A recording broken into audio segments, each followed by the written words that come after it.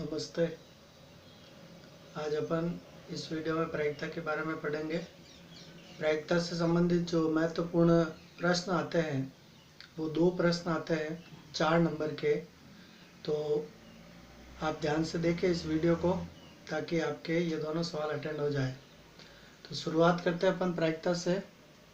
प्रायिकता में सबसे पहली जो चीज़ है वो है आपके प्रायिकता का जो सूत्र है, ठीक है ना। प्रायिकता को अपन P कोष्ठक E से लिख सकते हैं और इसका जो फॉर्मूला होगा वो होगा अनुकूल जो परिणाम है, अनुकूल परिणामों की संख्या, अनुकूल परिणामों की संख्या वो ऊपर की तरफ आएगा और बट्टे में जो है वो कुल जो परिणाम है, कुल परिणामों की संख्या, कुल परिणामों की संख्या, ठीक है।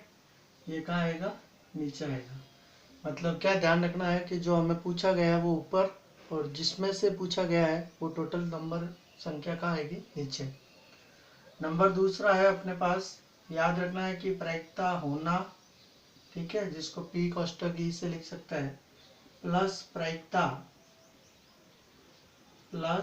प्रायिकता ना होना जिसको हम P कोष्ठक E बाहर से लिखेंगे और इसका मान हमेशा कितना होगा? 1 होगा। यदि हमें पूछा जाए कि प्रायिकता ना होना ज्ञात करो, मतलब P कोष्ठक E बार का मान ज्ञात करो, ठीक है, तो 1 में से माइनस हो जाएगा, क्या माइनस हो जाएगा? प्रायिकता होना। तो ये तीन महत्वपूर्ण बातें हैं जो एक तो आपको ध्यान में रखनी है, ठीक है। और दूसरा, हमारे बोर्ड एग्जाम में जो सवाल पूछे जाते हैं वो एक तो सिक्के से संबंधित सवाल पूछे जाते हैं, पासे से संबंधित सवाल पूछे जाते हैं, ठीक है, ताश से संबंधित सवाल पूछे जाते हैं और मिश्रित प्रकार के जो प्रश्न होते हैं वह हमारे महत्वपूर्ण प्रश्न पूछे जाते हैं। तो अपन एक एक करके जो महत्वपूर्ण प्रश्न है उनको अपन यहाँ देखेंगे। तो सबसे पहले अपन सिक्के के बारे में देखते हैं, आप ये नोट कर लेना, ठीक है। तो सिक्का जो होता है ना, उस सिक्के में हेड और टेल दो चीज़ें होती है, हेड या टेल, चित्त और पट। तो जैसे मान लो अपन यहाँ सिक्के की बात करते हैं, तो जैसे ये सिक्का है और इस सिक्के में हेड और टेल, तो इसका मतलब यहाँ पर जो है ना वो कुल संख्या कितनी हो गई? 2 हो गई। तो कुल जो संख्या है वो आपके पास 2 है। अब मान लो यदि आपसे पूछा जाए कि हेड आने की प्रायिकता, हेड आने की प्रायिकता जो है वो ज्ञात करो, तो आप देखो हेड कितनी बार आएगा? 1 बार आएगा, तो वो 1 ऊपर लिखना है और टोटल नंबर कितना है? 2, तो 2 कहाँ आ जाएगा? नीचे आ जाएगा। अगर आपसे पूछ ले कि टेल आने की प्रायिकता जो है वो ज्ञात करो, तो टेल देखो यहाँ पे कितनी बार आ रहा है? 1 बार आ रहा है और कितने में से आ रहा है? 2 में से आ रहा है, तो इसका मतलब 1/2 हो जाएगा, ठीक है। अब इसी तरह से यदि मान लो आपको 2 सिक्के दे दे, ठीक है ना, ये तो एक सिक्के की बात हुई है, और यदि मान लो 2 सिक्के दे दे हमें, तो दूसरा जो सिक्का है मान लो ये रहा, तो यहाँ पर भी क्या होगा? हेड होगा और टेल होगा। तो अब यहाँ पर जो कुल परिणामों की संख्या होगी, ठीक है, वो कितनी हो जाएगी? 1 2 3 4, मतलब 2 बार हेड आ सकता है, ठीक है, हेड और टेल आ सकता है, फिर टेल और हेड आ सकता है और उसके बाद टेल और टेल आ सकता है। तो इस तरह से देखो 1 2 3 4, तो कुल जो संख्या हुई वो कितनी हो गई? 4 हो गई। अब यदि मान लो हमें परीक्षा में सवाल पूछे कि कम से कम जो है वो चित आने की प्रायिकता, मतलब हेड आने की जो है प्रायिकता, हेड की प्रायिकता वो ज्ञात करो, तो आप देखो इसमें हेड आ रहा है, इसमें हेड आ रहा है और इसमें हेड आ रहा है। तो मैंने क्या कहा कि जो पूछा जाता है उसको हमेशा ऊपर लिखते हैं। तो यहाँ हेड कितने में? 1 2 3 में आ रहा है, तो 3 ऊपर आ जाएगा और कुल संख्या कितनी है? 4 है, तो 4 कहाँ आ जाएगा? नीचे आ जाएगा, है ना। या अधिक से अधिक टेल जो है 2 बार किस में आ रहा है, ऐसे भी पूछ सकता है। तो 2 बार टेल देखो इसमें आ रहा है, इसका मतलब कितनी बार में आ रहा है? 1 बार में आ रहा है। तो जो टेल है ना उसकी प्रायिकता जो है वो हमारे 2 बार टेल 1 में ही आ रहा है तो 1 ऊपर आएगा और टोटल कितने नंबर है 4 है तो 1/4 हो जाएगा। ठीक है, तो इस तरह से अपन सिक्के से संबंधित जो प्रश्न है उनको सरल कर सकते हैं। सिक्के के बाद हमारे पास जो है वो पासे से संबंधित जो महत्वपूर्ण प्रश्न है उनको अपन देखते हैं। तो जैसे अगर आपको पता हो तो पासा जो होता है ना, पासा, तो उस पासे के जो अंक होते हैं, मतलब पासे पे जो नंबर होते हैं वो 1 2 3 4 5 6, यानी कुल जो परिणामों की संख्या होती है या कुल जो संख्या होती है वो आपके कितनी होती है 6 होती है। ठीक है, अब यदि आपसे पूछे कि सम संख्या की प्रायिकता बताओ, विषम संख्या की प्रायिकता बताओ या अभाज्य संख्या की प्रायिकता बताओ, तो आप देखो सम संख्या कौन कौन सी है, 2 4 6, 2 4 6, तो इसका मतलब टोटल संख्या कितनी है 3 है। मैंने क्या कहा, जो पूछा जाता है वो कहाँ लिखा जाएगा ऊपर, और जिसमें से है वो कहाँ लिखा जाएगा नीचे। अब अपन इसको 3 से सरल करते हैं तो ये 1/2 हो जाएगा, मतलब इसकी प्रायिकता कितनी हो जाएगी 1/2 हो जाएगी। अब इसी तरह से विषम संख्या, तो विषम संख्या देखो इसमें कौन सी है, 1 है, फिर 3 है, फिर 5 है, तो ये भी संख्या कितनी हुई 3 हुई, और कितने में से हो जाएगी 6 में से हो जाएगी। तो इसको जब सरल करेंगे तो प्रायिकता कितनी आ जाएगी 1/2 आ जाएगी। अब हमें पूछा अभाज्य संख्या, तो अभाज्य संख्या कौन कौन सी है, एक तो 2 है, एक 3 है और एक 5 है। ठीक है ना, तो ये भी संख्या कितनी है 3 है, और कितने में से 6 में से, सरल करोगे तो फिर प्रायिकता आ जाएगी 1/2। यहाँ ध्यान रखना अभाज्य संख्या किसे कहते हैं, ऐसी संख्या जिसमें स्वयं उसी संख्या का भाग जाता है, उसके अलावा किसी का भाग नहीं जाता है। तो इस तरह से अपन पासा जो है उसका सवाल कर सकते हैं। अब ये हुआ एक पासा। ठीक है, अगर हमें परीक्षा में प्रश्न पूछ ले कि एक पासे को यदि 2 बार फेंका जाता है, एक पासे को 2 बार फेंका जाता है, ठीक है ना, तो उन पर योग जो है वो 9 आने की प्रायिकता ज्ञात करो। तो आप देखो ये पासा है, पहला एक बार फेंका, फिर दूसरी बार फेंकेंगे तब भी ये की संख्या आएगी, सही है ना। तो कुल जो परिणामों की संख्या है, यहाँ पर कुल परिणामों की जो संख्या है, ठीक है ना, वो आपके कितनी हो गई, तो यहाँ ध्यान रखना ये जोड़ना नहीं है, इनको मल्टीप्लाई करना है, गुणा करना है, 6 × 6, मतलब कुल परिणामों की संख्या कितनी हो गई है 36 हो गई है। अब हमें पूछा है कि योग जो है वो 9 आने की प्रायिकता, योग कितना आने की प्रायिकता पूछी है, 9 आने की प्रायिकता जो है वो हमें ज्ञात करनी है। तो आप देखो 9 कब आ सकते हैं, जब यहाँ से हम 3 लें और यहाँ से 6 लें, तो मतलब पहले जो अनुकूल परिणाम है हमारा, मतलब जो हमें पूछा है उसकी स्थितियाँ क्या हो सकती है अनुकूल परिणाम की, तो 3 और 6 9 बन सकता है, फिर 4 और 5 9 बन सकता है, फिर 5 और 4 9 बन सकता है, और इसी तरह से 6 और 3 भी 9 बन सकता है।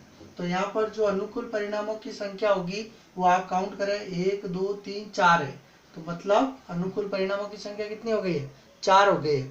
अब हमारा वही प्रायिकता का सूत्र है, तो आपको पता है प्रायिकता का सूत्र क्या होता है, जो हमें पूछा गया है वो ऊपर लिखना है, मतलब अनुकूल परिणामों की संख्या ऊपर लिखनी है और कुल परिणामों की संख्या नीचे लिखनी है। तो इससे हमारा फॉर्मूला लिखेंगे P ब्रैकेट E बराबर, तो यहाँ हमारे पास जो अनुकूल परिणाम है वो कितने हैं 4 है, तो 4 ऊपर आ जाएंगे, और कुल परिणाम कितने हैं 36 है, तो 36 का आएंगे नीचे आ जाएंगे। अब देखो 4 का भाग दोनों में जा रहा है, तो अपन इसको डिवाइड कर लेते हैं, 4 एकम 4 और 4 नम 36, तो मतलब प्रायिकता कितनी आ गई निकल करके 1/9 आ गई है। तो इस तरह से योग 10 योग 13 योग 11 ऐसा कुछ भी सवाल आपसे पूछ सकता है, तो आप इसको देखें नोट करें ताकि आप पासे से संबंधित सवालों को सरल कर सकें। चलो पासे के बाद अपन मिश्रित सवालों की जहाँ बात करते हैं जो इम्पोर्टेंट भी है, और मिश्रित सवाल जो है परीक्षा में बार बार पूछे जाते हैं। जैसे यदि आपसे पूछा जाए कि एक बैग है, एक थैला है, ठीक है, और उस थैले के अंदर मान लो 3 लाल गेंदे हैं, 3 लाल गेंद है, ठीक है, 5 सफेद गेंद है, सफेद गेंद है और 2 काली गेंद है, ठीक है। तो पहली चीज आप ध्यान रखो कि कुल कितना है, कुल कितना है, कुल परिणामों की संख्या जो है ना वो कितनी है, मतलब इन सबको क्या करना पड़ेगा, जोड़ना पड़ेगा। तो आप जोड़ लो 3 + 5 + 2, यानी ये कितना हो गया, 10 हो गया है, कुल संख्या 10 हो गई है। अब मान लो जैसे हमें प्रायिकता पूछी है कि सफेद गेंद होने की प्रायिकता ज्ञात करो। सफेद गेंद की प्रायिकता जो है वो हमें क्या करनी है, ज्ञात करनी है। तो अपना वही सूत्र है, प्रायिकता बराबर क्या होता है, जो पूछा जाता है उसको ऊपर लिखते हैं। तो यहाँ सफेद गेंद कितनी है, 5 है, और कुल गेंदें कितनी है, 10 है। ठीक है, तो 5/10।